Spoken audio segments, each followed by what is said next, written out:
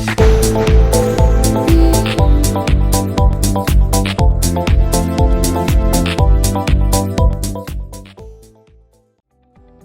guys, welcome to an episode on Bob's Track Builder. This is the reason why I haven't actually uploaded any videos recently, as well as starting a new job, so I've been extremely busy with that. Bob's Track Builder is basically a little program where you can create and build your own tracks for several racing games. One being Race 07, which is what I play quite a lot. There's so many mods that you can add to the game that makes it so, a lot better and a lot more interesting. And yeah, this is Bob's Track Builder, and the project that I'm on is creating the track Lydden Hill in England. Here it is. This is the track. So first of all, what I did was I opened Bob's Track Builder and got a screenshot of the Google images, so I could see the track, and that helps me as a guide to lay out the track and all the extra bits and the spectator roads and all that sort of thing. So first of all, what I did is I actually opened up Google Earth, sorry.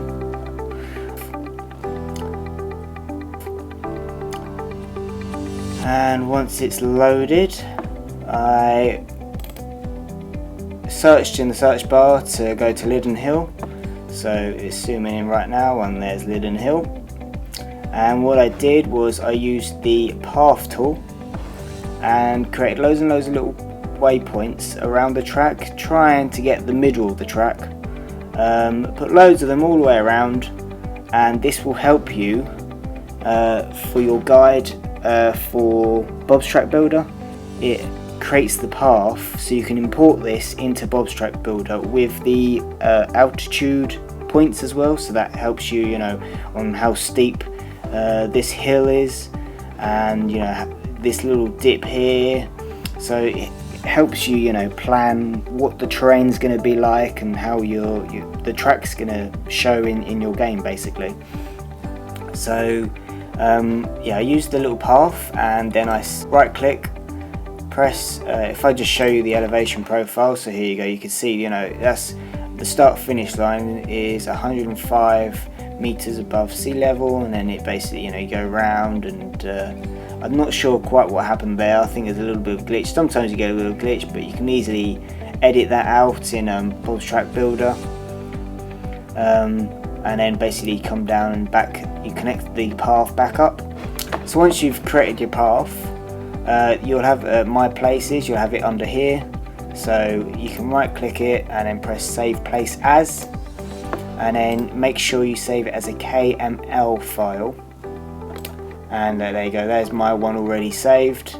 So basically, and then what you do is if you import that into Bob's Track Builder now, it won't import the elevation changes, so it will just be like flat. So then you need to go to the GPS visualizer, and then / elevation, and then if you go browse, upload that file that you've just created, and then press convert, leave everything else as it is, and then map this data to Google Earth. That will give you a little file, a KMZ file, which you can download. Once you downloaded that, bring this into, open this up. So if you go open, and then find your file wherever it is, and then it should be the exact same one that you've just created the path for. Whereas now, if you now press right click and save place as, it will now save the elevation changes. So then if I just click on new and click import, go in Google Earth, it's closed circuit, so if you do open-ended, that could be for like Richard Burns Rally or any of those other sort of rally games where it's from one point to another, but we're doing a closed circuit, so I'm going to export this to Race 07. You click import, find your file that you saved as, so mine's here, Lydden Hill path, and there you go, boom, it's got straight in. So if we go to the 3D view, you can see, there you go, it's going to have all the height elevation changes, so it's a little bit, you know, it needs some smoothing out. And also you can see that the road is all a bit, you know, wobbly, because where I put the waypoint marker, it's not been quite in the center as one point or another, and the way your start finish line is, you go a little bit funny, so it's quite easy to iron out. Just go into this view, find the area where it needs changing, and then so that's your start finish line, because if you click, that's the black one, so that's your start finish point of the closed circuit. So basically all we need to do is just get rid of this one, and there we go, just delete it, and everything's fine. Now because there is so many points, because you know you wanted to get the heights as accurate as possible, just delete some, you know, make sure, and then increase the nodes so it's a lot more smoother,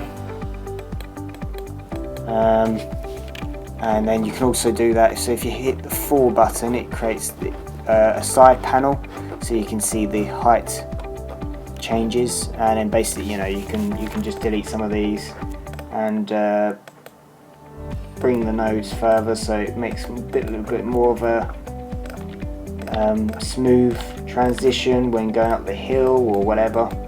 You know, take a bit more time than what I'm doing at the moment. Once you do all that, this is what I have got, so we won't save that. I'll open this back up.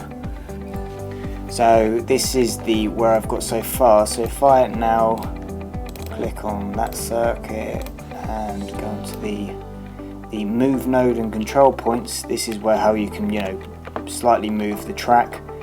So you can see how many nodes I've got, how many I've deleted. I've deleted quite a few, so the track is a lot more smooth. You can see, you know, it's not wiggling all around the place now for the straight, start finish straight. And everything, all the heights should be pretty accurate. I know there's some areas where it's not going to be quite as accurate, so I've actually been to Lydden Hill, and I can tell you for the fact that this part of the track here is not, like, you know, about 5 meters below the dirt rally, the Joker bit, which they do. Actually, that's not the Joker bit. The Joker bit's just over there, but yeah, it's a little bit off, but I think that's just, you know, when I'm smoothing things and, you know, trying to create a sense of when you're in the game that you actually are going downhill, whereas, you know, because sometimes I brought it in, you can keep testing it whenever you want, and it doesn't feel like you're quite going downhill as much as you should be doing, you know, at the circuit. So, you know, you can see here, you can see how much of a downhill section that is, and then it's pretty level at the same point as the gravel section here, whereas mine is, this bit here is quite a lot bit lower, but, you know, you just make a bit more of a bank, that's all, when you come to the terrain point. So yes, this is what I've been doing, and this is what I've got up to, and yeah, so I will keep you updated and, you know, show you all the areas of